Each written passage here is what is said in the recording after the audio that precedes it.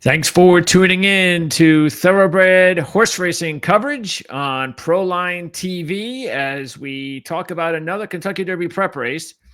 Actually, the last 50-point race for the 2025 Road to the Derby, and that is the Virginia Derby at Colonial Downs. So that'll be coming up in a little bit. My bonus race later on in the show will be from Oaklawn Park. We'll have back-to-back races at Colonial Downs. So we'll have a double as part of our picks this week. Let's bring in Jon Hardoon from the Rags and Sheets. John, how's it going? Good, Greg. How are you? I'm doing good. And we're fresh off a very, very satisfying week last week as we went 3 for 3. And, of course, hit with the big race last week, the Derby prep race being the, Tampa Bay Derby, actually, last week.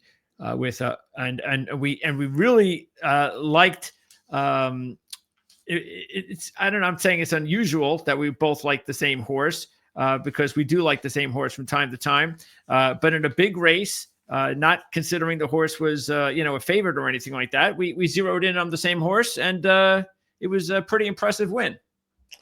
Yeah, it was, and it was just the way we drew it up.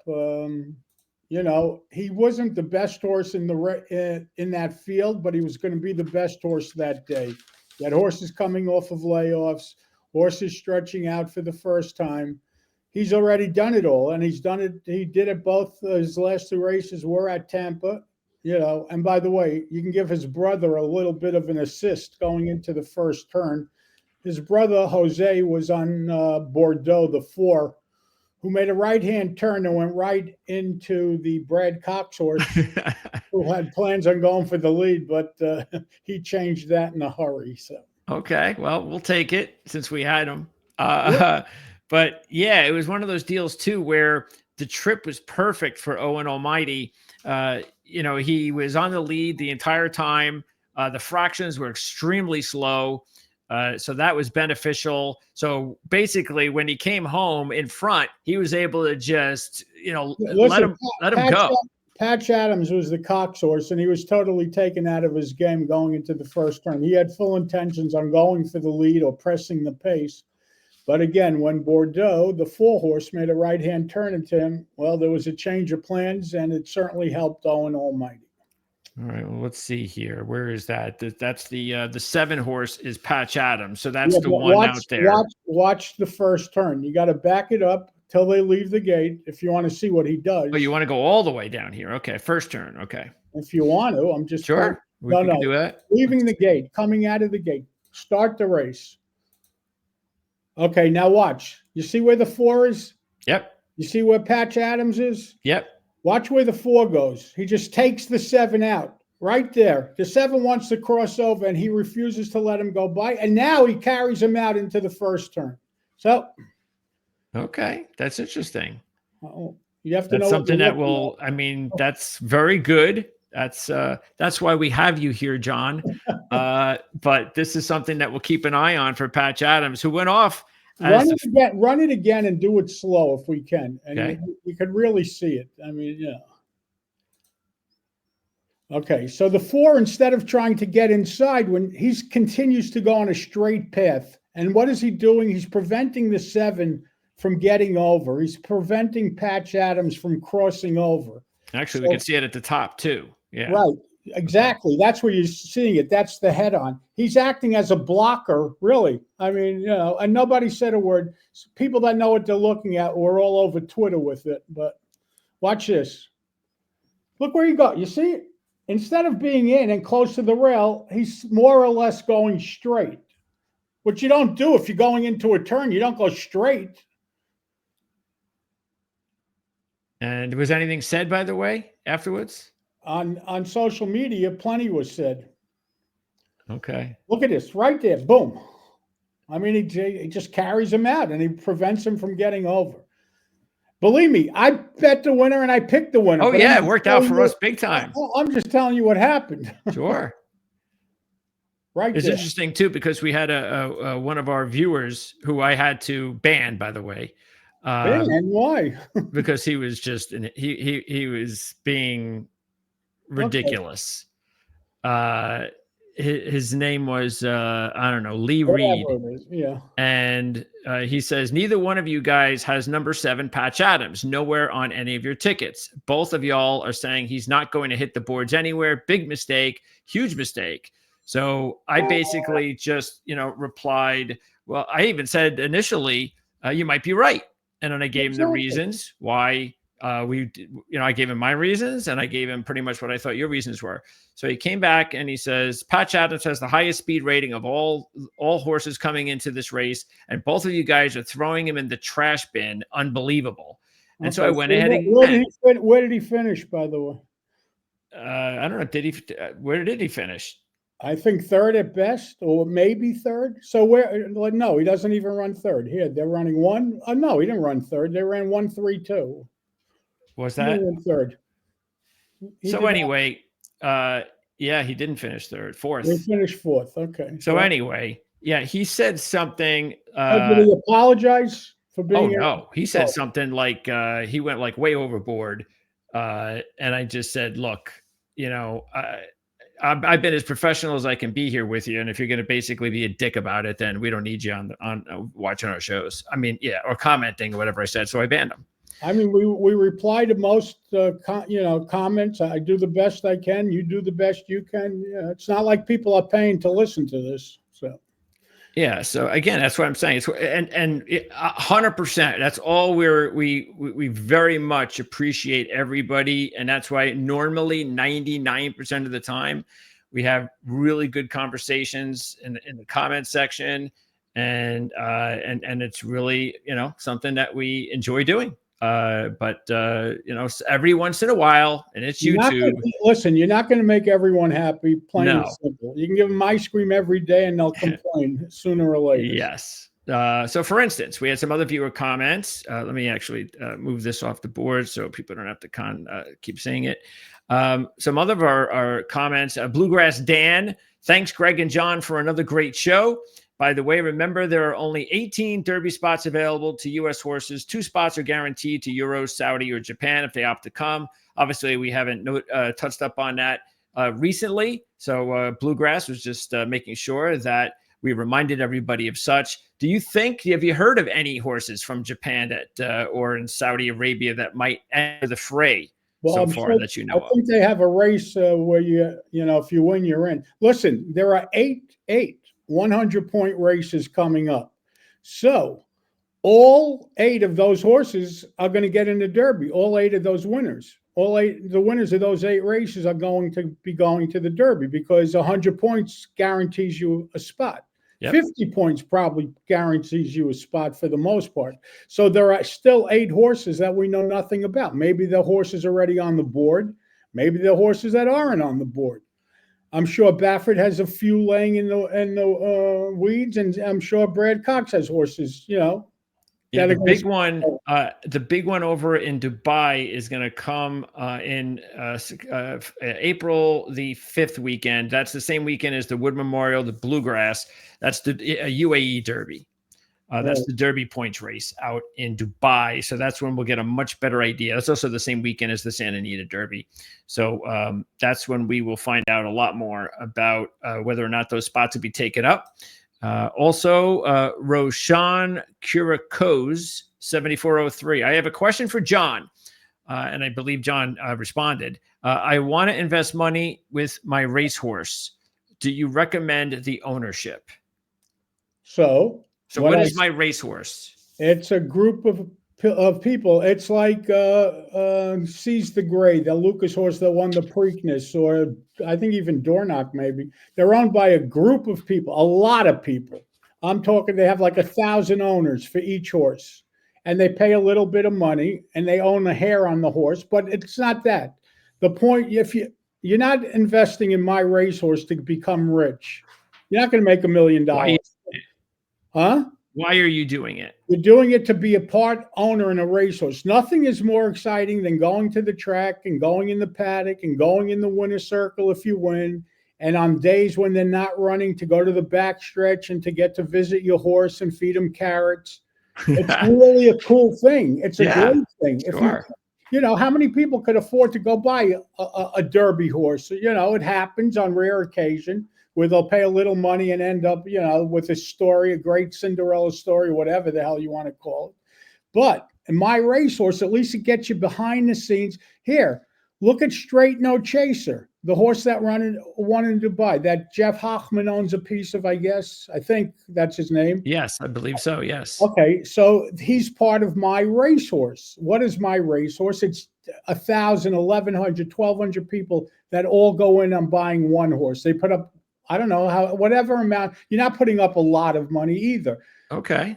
But again, you're not going to get rich off the purses. You see they run for 2 million, but you're not getting any, you're getting a minuscule piece of that. But the cool part is you're a part being of it. involved. You're being involved. You're an owner. You get to be on TV. You get to meet the jockeys, the trainers. It's really cool. There's nothing greater than owning a racehorse and having them win. It's the highest of highs, believe me. Yeah. That is definitely something that that was my answer to her. If you're looking to make an investment to get rich in my racehorse, that's not going to happen. Yeah. But the fun and the experience you can't pay for. And so it's one of those situations where, like, if you want to have your horse in this, say, club, you basically put your. Is that how it works? You have to be. It's kind of like a rotate. You have like a fantasy baseball team, except this you're really involved. Fantasy baseball, you can call Dave Roberts and tell him, "I don't want this guy starting today. That's not happening." Yeah. I don't want the jockey. I don't even know if you have that much say with the racehorse. You just follow along whatever the trainer, and managing partners are going to come up with. But for the most part, again, it's the greatest feeling in the world. If you could afford a couple of hundred, whatever it is, to get involved, I recommend you do it. It's a great experience. Worst case scenario, you don't have fun, you don't do it again. That's all.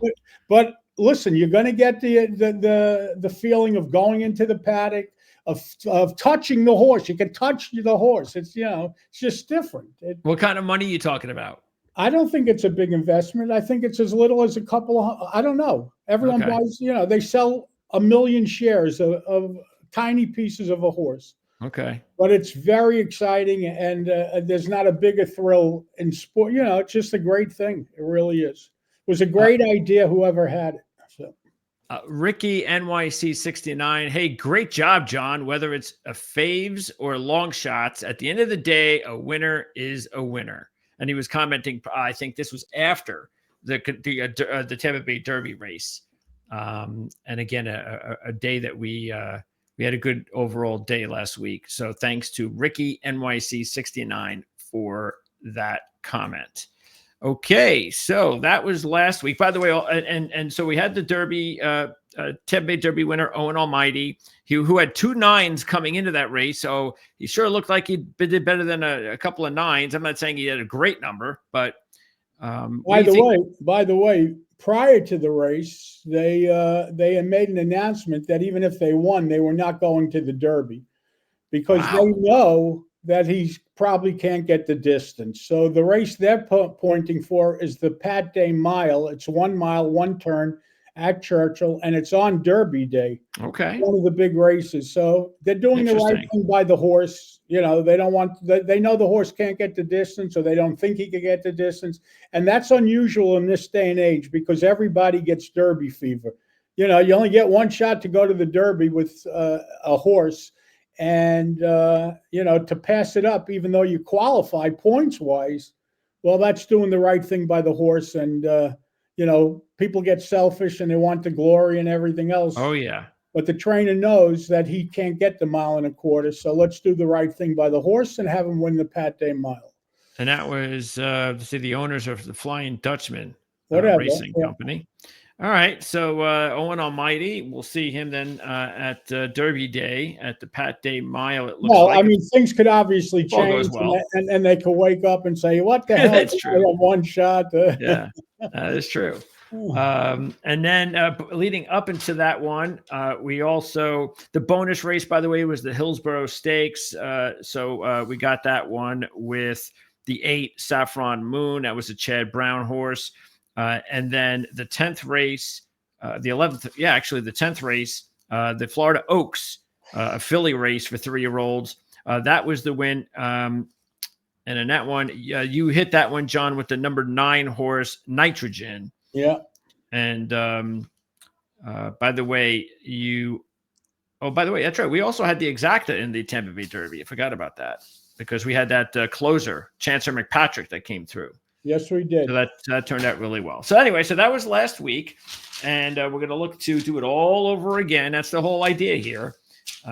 Pressure on us to do it all over again, but that's okay. We've had a nice year, and we're going to hope to continue it with racing for the first 2 at Colonial Downs. And so this is basically like what, a month or 2-week meet? Is that how they do it here?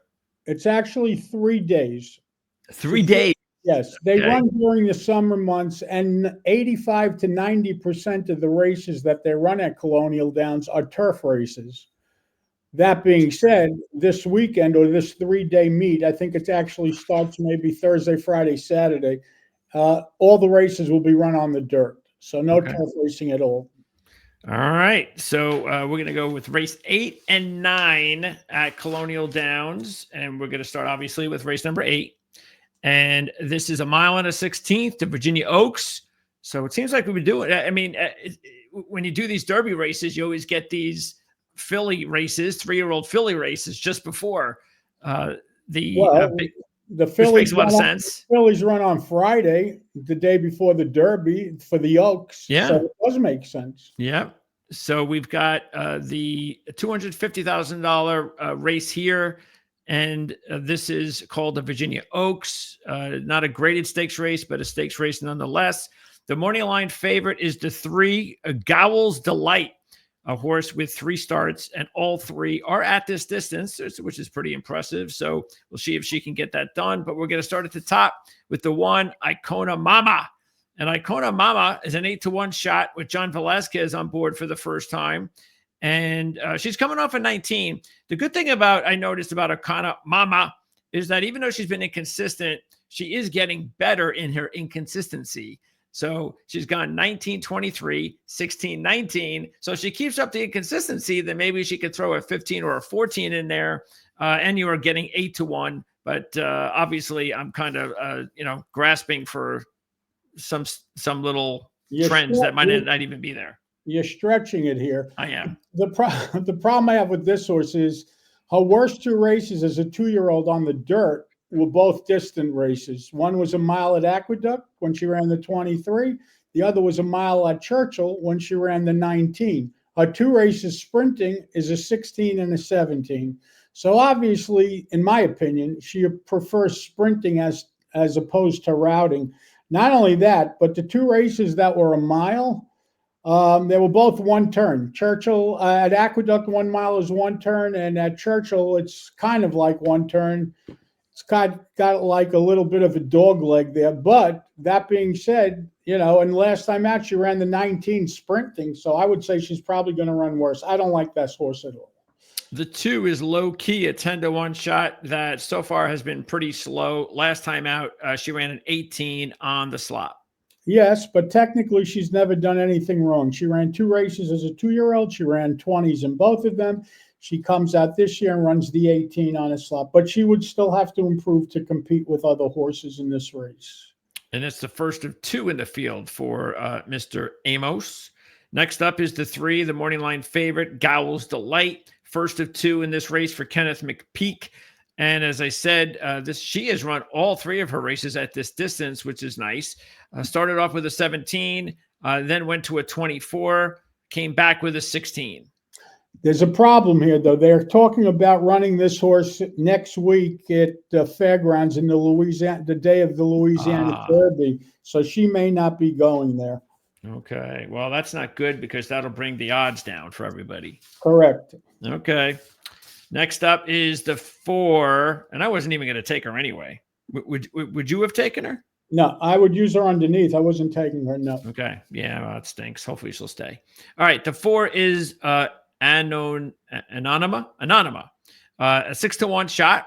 And also, by the way, very experienced at 1 mile and a 16th. She's run those the last 4. What's good about Anonymous is that from the first race to her 3rd race last year, she improved each time out.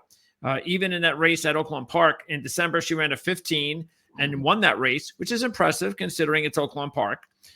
Came back with a 15 and then a 17 in the grade 3 race. But the 17, it's almost like you can draw a line through it because she's way outside at the post. She doesn't do anything.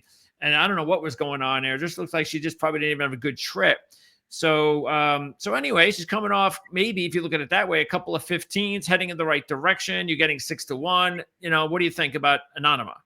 Well, the 17 last time out was without Lasix. The 15 2 starts back was with Lasix. So maybe it was a Lasix off. But you could always turn around and tell me she ran a 15 at the end of last year at Oakland without Lasix also.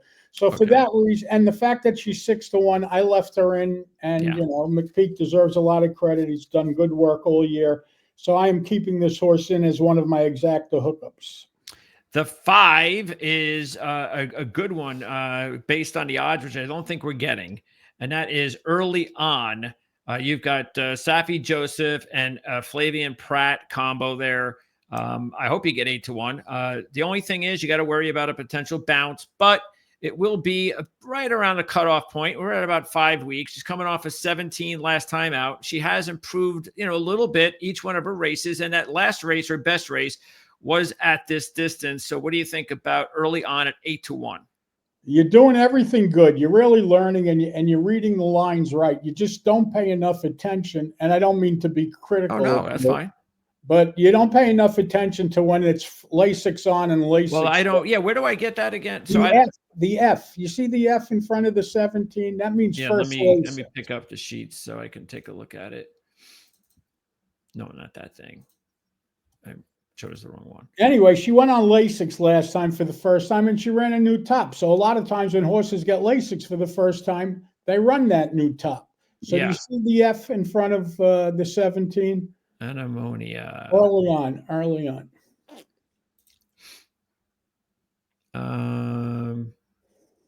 Yeah, you can keep talking because I'm looking for it. I don't know why it's here. Oh, I got it now. Okay.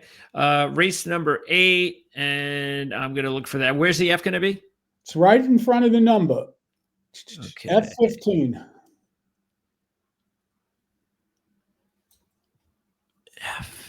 Oh, perfect. Okay. Easy. Simple. Miss it. Hello. Yeah. Well, I was just making sure I found it first. Okay. Let me see. Let me see if I can move this over here. Now, if you back up one sheet and you go back to Goswell's Delight. Okay. You see when she ran the 24, her first start of the year? Yes. You see the N. It says Y, which means she was on the rail. T, she had trouble. N, no Lasix. So Lasix came off that day when she ran the 24. So the N, anytime there's an N, a small N, that's for no Lasix? Right. And the next time you see Lasix, you'll see back in either an L in front of the number or an F for first Lasix, like you saw with Anemonia, whatever her name is. So, so the 5th, so we got the F, that's easy. F is first Lasix, that's what you're saying? Yeah. Well, if you look at your form or your brisnet, whatever you're using, you'll see that where there's Lasix and no Lasix also. Oh, they do it on the form as well? Yes. Okay, cool. Well, I just have, now that I got a lot of the other things down, I got to start paying more attention to that one since that's a pretty important thing to note. It's a very important thing to note, and you're learning really well how to read the sheets, so you might as well, take full advantage and do it the right way. So 100%. Maybe I should have done this with you off the air, but who cares? No, that's okay. I mean, it would have actually. I want to, because we can do this. It's only a small one. It's not a big deal, but this is it right here. Let's see if you can see it. Yeah, right there. My arrow. Oh, I don't know if you see my mouse. Right there. Circle that F. Right here. Yeah. That's the F right in front of the 15, and then if we go up to the other horse you were talking about. Right here. You see the 24? Right here. Yeah, it has the Y, which means on the rail. The T was with trouble. And then a little N right there. That one right there. Lasix off. There you go. Excellent. See, you learn something every day, no matter how much you know. Well, that is the whole idea, isn't it? I would hope so. Okay, so that is early on, and so your final. We're not finished. We got 3 more No, I horses. mean your final observation on early on. Just another horse. I mean, Just another listen, you got to horse. always respect Safi Joseph. And the interesting thing is, I mean, I play every day. I play every track for the most part. I can't recall the last time Flavian Pratt rode for Safi Joseph. Really? And he's actually on this horse. So that's a little interesting. Okay. Just pointing it out. So they're going to take money because of the connection. Yeah, that's what I'm expecting, and you can get this number cut in half, and then all of a sudden it's not looking as good. Okay, but it is an upgrade. I mean, matter of fact, Safi Joseph took over the horse after the first start, and Pratt will be on board for the first time. Okay, this is You'll Be Back, and this is a Castellano upgrade as well. So we haven't seen Castellano on the horse, and then this horse has not run this distance before, so this is the first time we'll see him go a mile and a 16th. Now, no other horse in this field has a 12. So we have to definitely point that out. Where are you on You'll Be Back, or you moved on? You'll Be Back. Okay, so where do you see a 12? Oh, it's not a 12 that I missed. Yeah, it is a 12. You're right. Second to last. So 21 to 12. Bounces to a 19. By the way, when he ran the 12, what happened? He got Lasix. You see the F? Well, I'd have to look at my screen again. We don't want to go through that again. So, okay, so she had at the 12, she had Lasix? Yes, you see the F right in front of it. And guess what? For the 19, no Lasix. But you figured to bounce anyway. I'm just pointing it out. Yeah, let me make sure that I can follow along. Okay, there it is. Okay, cool. And then she's coming up with 16. So, anyway, you would think that maybe she could be in line for another forward move, but I guess we'll find out. She's 9-2. All right, the 7 Girl Math just broke her maiden in January at Turfway, but that was on synthetic, back-to-back synthetic. It seems like a good synthetic horse because so far she does have just 114 on a fast dirt track. Besides that, at this distance, she has an 18 and a 22. I like this horse a lot. How come? I like the 14 that she ran in career start number 2, even though it was one turn. She bounced and had trouble for the 18. Then she came out this year. She got Lasix and she ran on synthetic at 13 and 14. The 14 last time out was without Lasix, but she's just generally fast. She has that 14 early at 2 last September. Not many horses in this race could say that. And the fact that she ran the 13 and 14 this year, even though they were on synthetic, I have a feeling that if they were on dirt, they would have been the same 13 and 14. Let's assume those 2 races weren't on Lasix. Wouldn't you say this is the fastest horse? I mean, on synthetic. Wouldn't you say this is the fastest? If that was the case, yeah, absolutely. You see the 14 in career start number 2, which means the potential is there. Not only that, I hope she's ignored a little bit at the windows. And if that's the case, this is my selection here. It's interesting. Pratt, who rode this horse in 2 of her last 3 races, is opting to ride the Safi Joseph horse. So I found that a little interesting. But Luan Machado, the rider that's riding her on Saturday, actually rode her 2 starts back when she won at Turfway Park. Okay, the last horse in the field is Fondly, the 7-2 shot, where we've only got 1 race, and it was an impressive 14, but that's it. We got a win, broke her maiden, 14. She now gets a Red Ortiz Jr. upgraded, and it's really hard to analyze this horse unless you have heard something about the horse. I didn't hear anything about the horse. It's a 1-number horse, no races at 2, which is not good. I mean, listen, she obviously couldn't get to the races at 3. The only upside on this horse is I will tell you that Graham Motion horses improve with training. He never squeezes them early, and he's a pretty conservative kind of trainer. So the fact that he's opting to run this horse in a stake race in career start number 2 is something that I would pay attention to.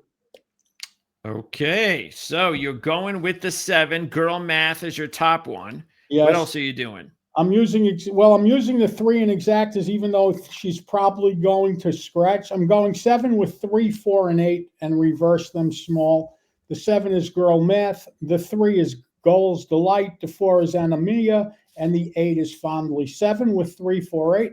Again, come back, reverse them small. Okay, and I'm going to go with the 6.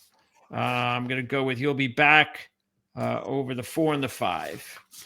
So that is Virginia Oaks. Should go off about 425-ish on Saturday. Okay. You're going with the Tom Amos off the 16 top. Okay. Good luck. Yeah. Again, like I said, I had a 12. Okay. Okay. Let's go with the 9th race. This is the big race of the weekend. It is a Kentucky Derby 50-point race. The Virginia Derby, $500,000 purse for 3-year-olds. Should go off about 10 after 5. Mile and an 8th race number 9. And the morning line favorites, we've got the 2 Jon Hancock and the 6 Getaway Car. Those are the top 2 odds-wise. That's a Baffert horse and a Brad Cox horse. So we've got, matter of fact, several horses in here who have raced already in Derby prep races. And let's get to it. So, by the way, before you go any further, the 2 Jon Hancock is scratched, and he will be running next Saturday in Fairgrounds in the Louisiana Derby. Okay. Oh, boo-hoo. All right. So that makes the 6 go even lower in our odds. Yeah. And then when we talk about next week, then there were some things that we'll point out with Jon Hancock, because Jon Hancock was the horse that battled Owen Almighty. Right. And had a really good stretch duel in the Sam F. Davis. Correct. Yeah. So, okay. So no Jon Hancock. Let's now, morning line favorites, now the 6. So let's go ahead with the rest of the field. Of 1 is Calling Card, a 15-1 shot that is going in the wrong direction ever since he ran a 12 in November. Correct. Yeah, I don't like this horse. He did have trouble last time. Actually, he's got a few excuses if you wanted to make a case for him. Going back to the 12, which was good. Then he bounced to the 15 going to Oakland. The 16 he ran was on a sloppy track. And then the 20 he ran last time out was a slow surface at Aqueduct with big trouble. It was one of those heavy winter tracks. So if you wanted to make somewhat of an excuse for him, you can. I'm not doing it, but I'm just pointing it out. The horse is a big price. And again, if somebody wanted to make a case for the horse, I could see it. And Calling Card, yes. So the Lecomte, I remember that one. That was a while ago. That was one of those early Derby points races. Who won that race? That was won by Disco Time. Okay. Yeah, I'll have to find out. I don't know. I have all sorts of notes on these races that I'll have to check later on. I just noticed that. Okay, next up, let's go to the 3 American Promise and D. Wayne Lucas. Boy, he just tries all he can to get these horses into the Derby. It took a while to break his maiden, 6 races, and then he goes right into the graded stakes races and runs 15. So those are his best 2 races. This year he runs back-to-back 15s. He's fine. He's improving. He's 12-1. Nothing wrong with this horse. He's technically really never done anything wrong. 16 last year. The 17 was on a frozen track. The 16 was on a wet track. Keeps moving forward. He's okay at a price.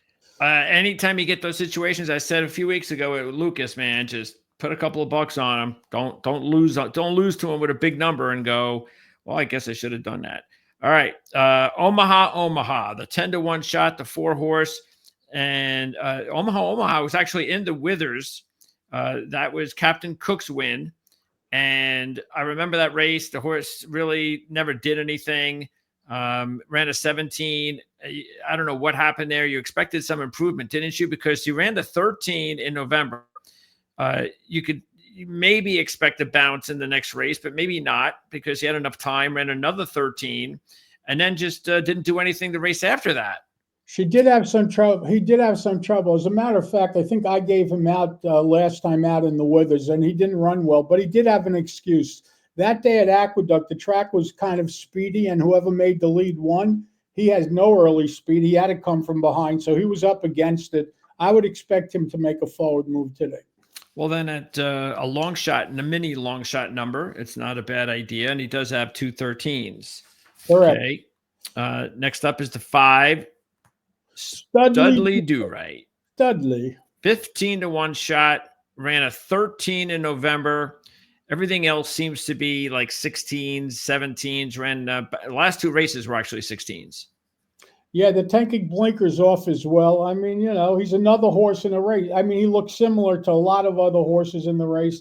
It would really depend on the odds. Obviously, you could use him somewhere in your tries or supers on the bottom. I don't think he's good enough to win, but he does have a chance to get in.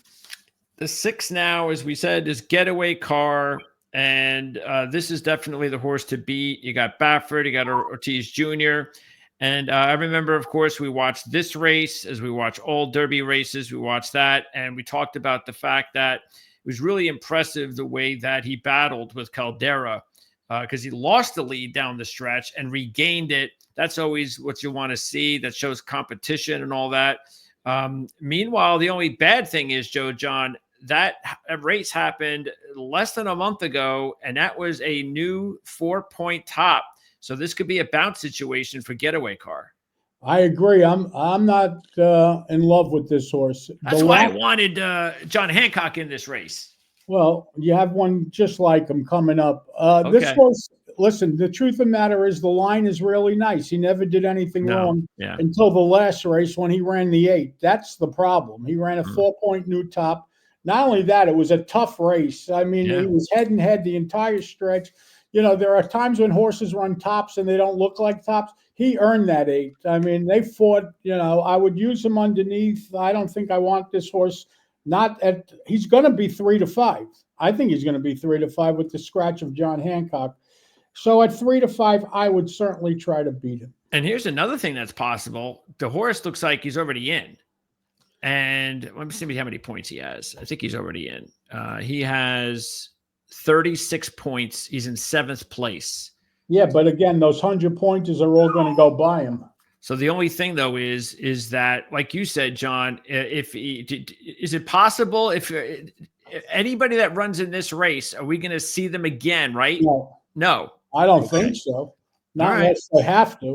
So in that case, maybe they're going to have to go all out and get those points. Well, you know, they're not going to squeeze him to the max because even if he gets 2nd or 3rd, he gets some points. So you know, that may be enough. That's why I was wondering, you know. Not only that, it's a Baffert horse. So Baffert will have like four or 5 options that are going to make it. And if he has to scratch one to get this one in, if you want, you know, so who knows? Okay. Now's when it gets tricky. Becomes a chess game. The 7 is Rapture. And Rapture has a very similar line to Jon Hancock, except the numbers are a little slower. But now Jon Hancock's not in the race.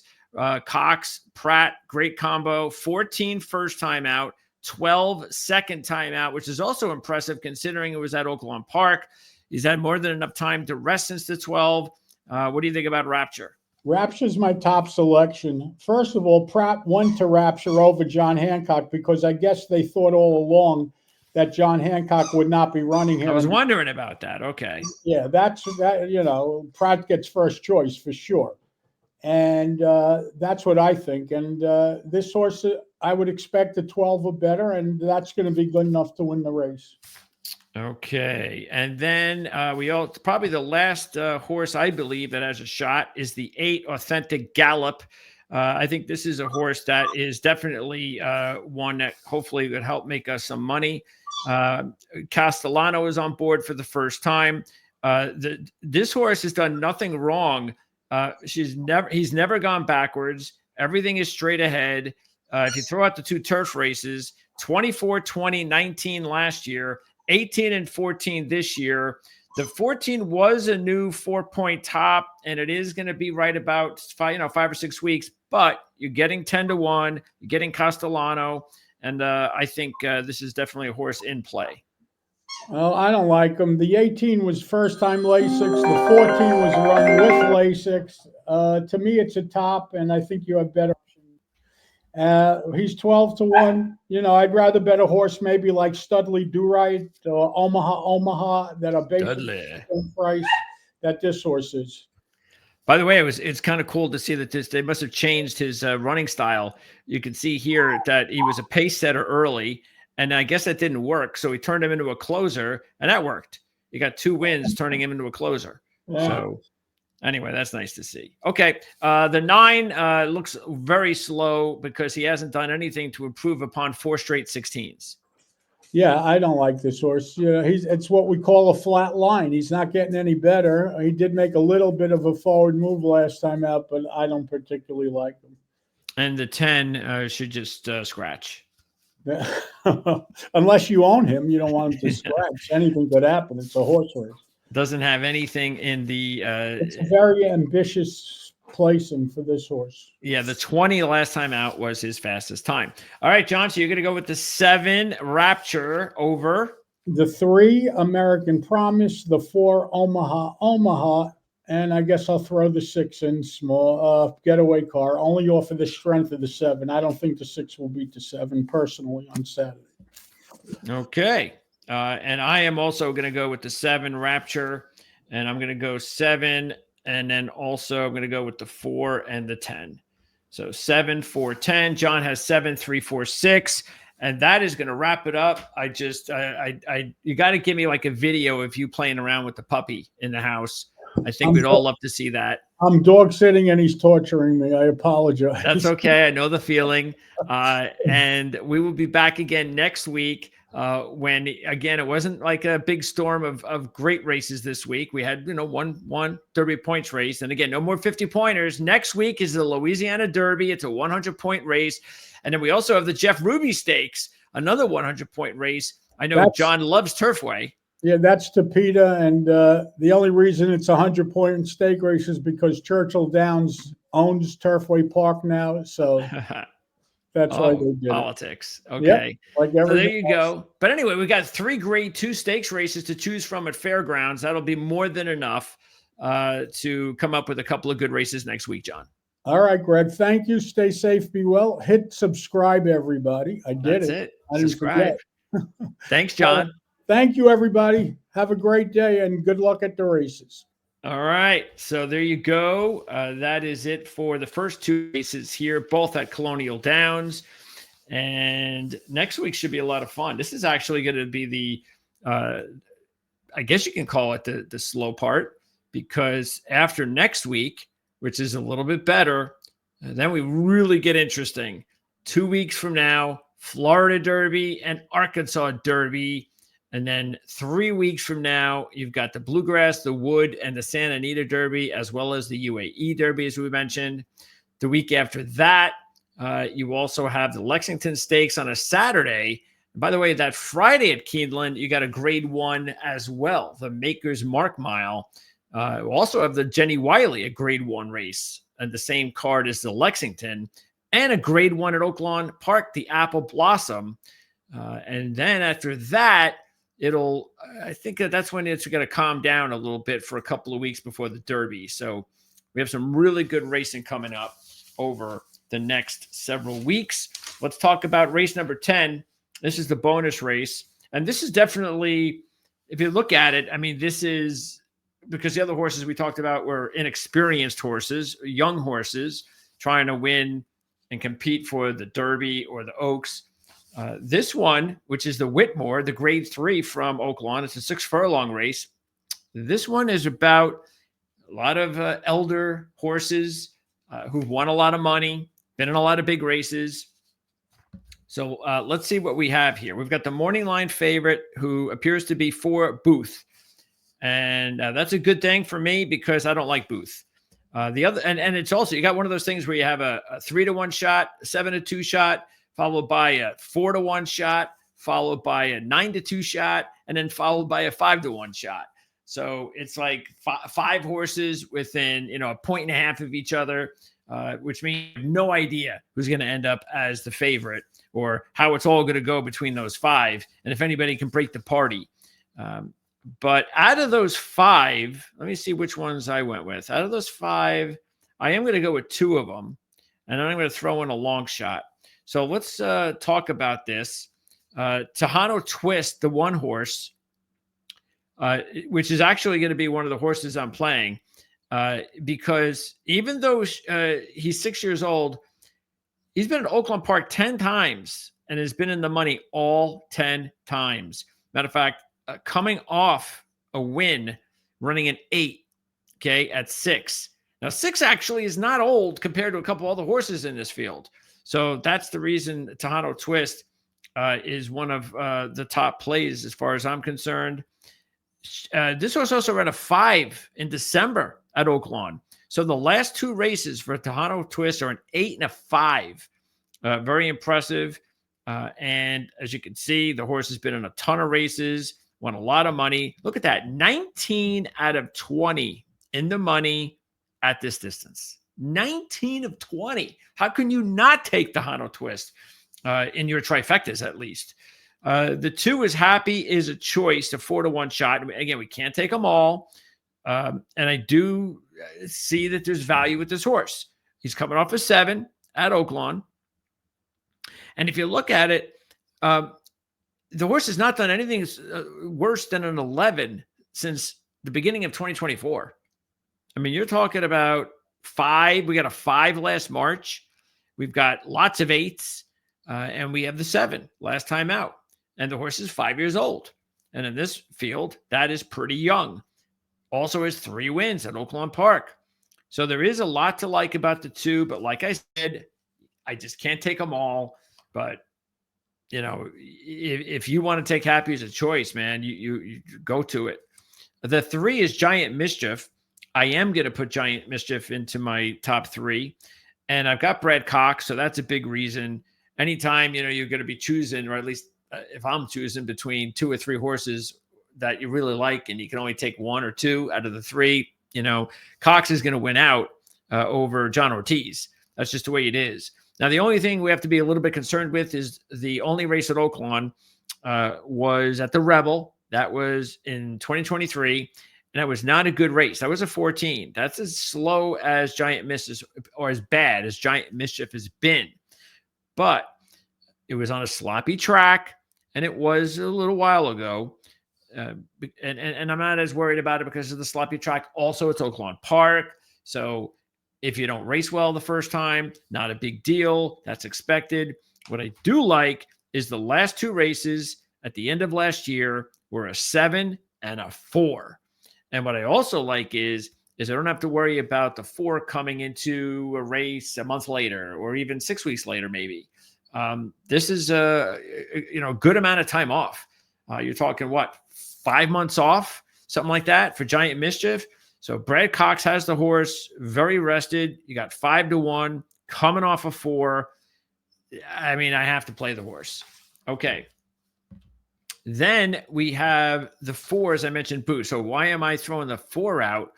Well, because the 4 is coming off a 6, and the 6 happened 2 weeks ago, 3 weeks ago, 2.5 weeks ago. It'll be 3 weeks. That's just too soon. That is a 6-point new top. You just can't do it. I just can't. Okay. So goodbye, Booth. The 5, Jackson Traveler, is the defending champ of the race. Won the Whitmore last year, running a 9. And really at that time, you have to go all the way. I mean, for a while, that was the best race. But then in a year later, actually, was it? No, actually, it was about, I don't know, 6 months later in September, past September, he goes 7-7 to end the year and 9 to begin the year. Okay. And so the last 4 races, all wins have been 11, 7, 7, 9. And you're getting 10-1. Okay. So that's the key. Now, this is not my top horse. I am a little concerned with the 7-year-old status. All right. And the 9 is not the 7. So he's gotten older. His best races ended the year 7s. And all of a sudden he runs a 9. And now he's got to step up in competition in this one.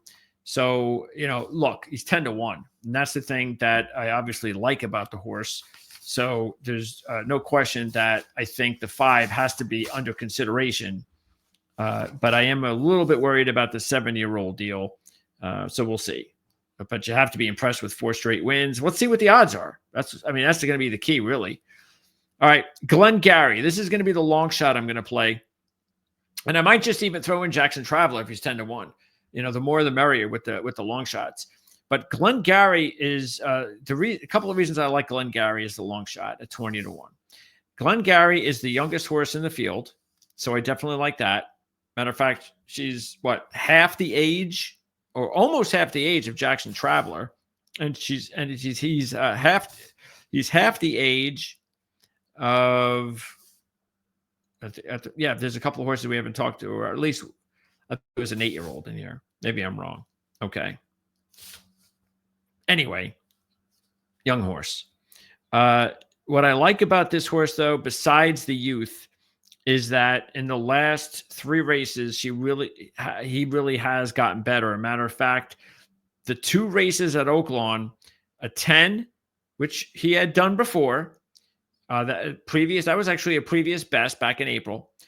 Then at a 16, nothing great. That was a bad race. I mean, it gets off to a great start here and then just flounders down the stretch to finish 8th. Comes back after that, going to Oaklawn Park, running a 10 and an 8. So that's really good, especially when you're talking.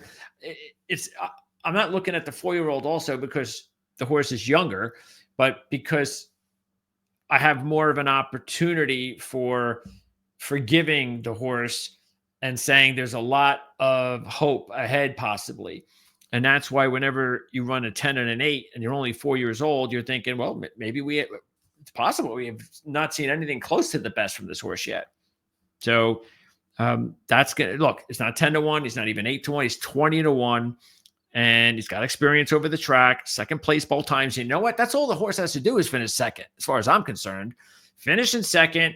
Let me take the winner and then make sure the exacta comes out pretty nice.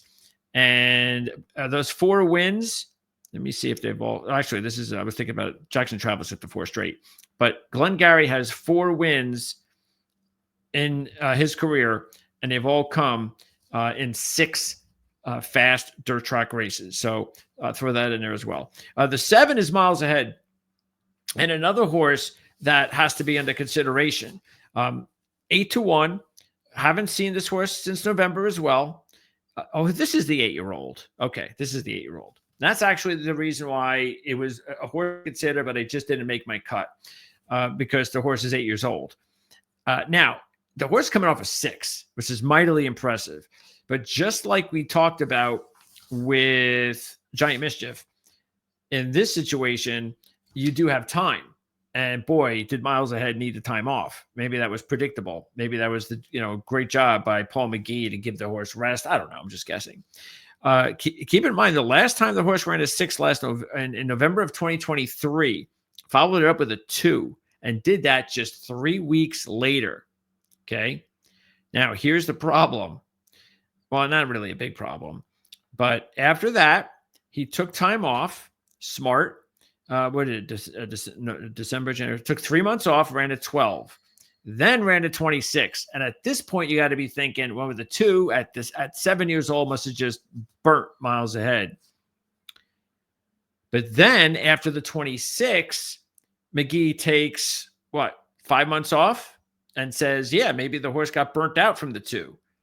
And he comes back with the 6. And now he takes another 5 months off. So it's interesting, but there's possibilities there just by looking at that. So look, I mean, if Miles Ahead ends up 8-1, 10-1, 15-1, any of that stuff is possible, then you have to consider him. And he has experience over Oaklawn. The numbers are not great, but they're okay. 9, 11, 12. But again, we see a lot of good numbers in this field. So not exactly and he's never won at Oaklawn. So maybe not the best track for Miles Ahead, but a horse you have to consider. And then the 8 is Close the Game Sugar, a 9-2 shot. We haven't seen this horse in 6 months. Okay. So November's one thing. This horse we haven't seen since September. Never raced at Oaklawn. So that's not good. Been off for half a year. And coming off a 20, which is probably the reason we haven't seen this horse in 6 months. Before the 20, he ran an 8-7-8. All right. And everything was going good. Win-win second. Matter of fact, second in a grade 1 race. But then the 20 came out, and we haven't seen the horse in 6 months. And I've got so many other options here that's the reason why I'm going to stay away from Close the Game Sugar. But now you have the information to do with what you will. And then Durante is the 9 horse. The problem with Durante is ran a 6 last time out, and it will only be a month. And that was a 5-point, I believe, new top. That's not good. It was good that it was Oaklawn, that's for sure. But yeah, that's not what you're looking for. So I think a bounce is definitely in play with the 9 and the 4. Now, Durante has 10 extra days on Booth. They both ran 6s.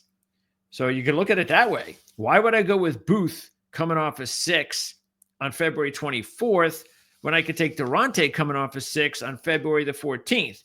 Understanding that Booth is the better prospect, the better horse, and Booth is also 4 years old, one of the 2 youngest horses in the race, while Durante is 6. But anyway, there you go. You can decide what you want to do, which is, again, always my number one goal here, is to give you as much information from the sheets as possible so you can make your own judgment call on what you want to do. We do the same thing with John, but of course, John is a professional handicapper, and you're going to definitely listen to his picks as well. So, yeah, I'm going to have the 1, and then the 3. I'm going to have the 1, the 3, the 5, and the 6 are going to be in there too. All right, so that's how I'm going to do it. Again, 1, 3, 5, 6. And my number one choice is really going to be between the 1 and the 3. And it's a really tough call, to tell you the truth, but because Tejano Twist is like Mr. Oaklawn Park, and it's really tough to go against that. But you know what? I'm going to go ahead, and Giant Mischief is a little younger, has a little bit more time off, and does have Brad Cox. I know Hartman's a good one too, but just a few things, and 5-1. So there are a few little things that just say a little bit more to Giant Mischief for me. So that's what I'll do. I'll go 3 over 1, and then I'm going to use the 5 and the 6. And I tell you what, if Miles Ahead, let me just see if I would want to put that in there. No, if Miles Ahead is in double digits, I'm going to do Miles Ahead. So I'll put Miles Ahead in there because I have 2 other long shots. I'm not usually like John. I know John can put in 3 or 4 horses sometimes. I don't do that as much, even though I've got 4 of them in there. But I'm only doing Miles Ahead if he's in double digits. Okay, so only if 10-1 or higher. Okay, so that would give me 3 long shots along with Tejano Twist with Giant Mischief. All right, so there you go. So that is going to wrap it up. Let's wrap it all up again with what we just did. And our first race was race number 8. John is going to go with the 7 girl math. And he talked about that 14 early on. And also, he does not seem to worry too much about the back-to-back synthetic races, especially since you're coming off a 14 and a 13 in those 2. So he's going with girl math at 5-1 as his top choice over 3, 4, and 8. And I'm going with the 6 over You'll Be Back.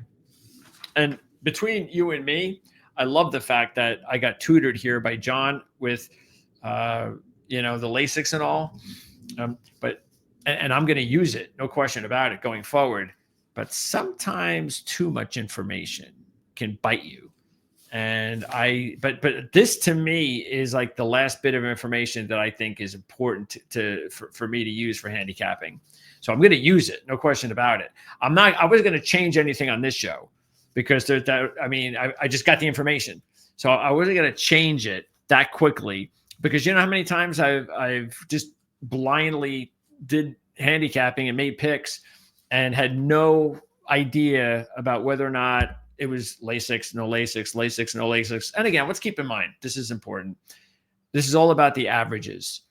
And especially if you're new to handicapping in any sport, and I know some viewers might be, this is, you always, just in any sport, basketball, football, hockey, whatever, it's about the averages. And that's the same thing with LASIX, no LASIX. It's chances are the average says, but it's not all the time. And so that's probably why there have been times that I've taken horses that John hasn't and that I've won with that he probably just didn't take because of the LASIX, no LASIX that I did blindly. Because, you know, what happens? Because John does like 1,000 picks a week. I only do 3. So I can get lucky and go into the and go into those averages and just stumble upon one where, hey, it went against the norm, where Jon will have 1,000, but hey, if he does the averages over 1,000, the percentages are going to be on his side. So anyway, I'm probably preaching to the choir. And so Jon is going with the 7 in race 8, and in race 9, this is the big one, the Virginia Derby. We're both going with the 7. Rapture, I would have gone with Jon Hancock, but he's out. And I was really looking forward to Jon Hancock against Getaway Car, because I was impressed with the way both of those horses battled against each other. In separate races. And I just thought that, there's just a couple of horses. And this is going to be good anyway for Jon Hancock, because he would have had a week of additional rest over Getaway Car. And so now he's going to have another week more than that. And so I like that. That's going to make me feel even better, because he did battle as well with Owen Almighty. So an extra week is probably not a bad idea. And I have no idea, obviously, who's in that race. But I can tell you right now, Jon Hancock is definitely going to be up for one of my picks. But unfortunately, he's not there. So we're going with the 7 Rapture. Jon is going 7 over 346. And I'm going to go over 410. So that's going to do it. You know what's going on next week. You have everything you need, hopefully, for Saturday at Colonial with the 2 races, the 2 big races, and the lone graded stakes race at Oaklawn Park, the Whitmore, and that should go up at 6:17. So if you're looking at it, the times are not going to be affected. Race 8 and race 9 will be in chronological order first, and then an hour later comes the Whitmore. Okay, everybody, thanks for tuning in. And as Jon always says at the end of his segment, don't forget to subscribe. Also, please like and share all of that. The comments, very important for the growth of our channel and for these videos, so we can keep sending you as much free information as possible. And by the way, if we continue to grow and all of a sudden we're getting the advertising dollars because we're getting the traffic, meaning we're getting the subscribers, which by the way is all free. Subscribing to the channel is all free. You never have to worry about getting any emails or any pitches or anything. That's it. You subscribe, done. You're never going to hear from us, and you're never going to get charged. So that's all you have to do, and that helps us out as well. And then what I want to be able to do is do more. And I know if we can make more money or make any money, because we haven't had any advertising dollars yet on this channel. Once we start making advertising dollars on the channel, then all of a sudden, instead of just doing 1 race a week, then maybe we can do. 1 show a week. Then maybe we could do more than that. I definitely think that that's going to be the deal. If we're doing well enough, why only do one horse racing show a week? Makes no sense to me. But we have to get there first. So thanks for tuning in. We'll see you next time, and good luck on Saturday.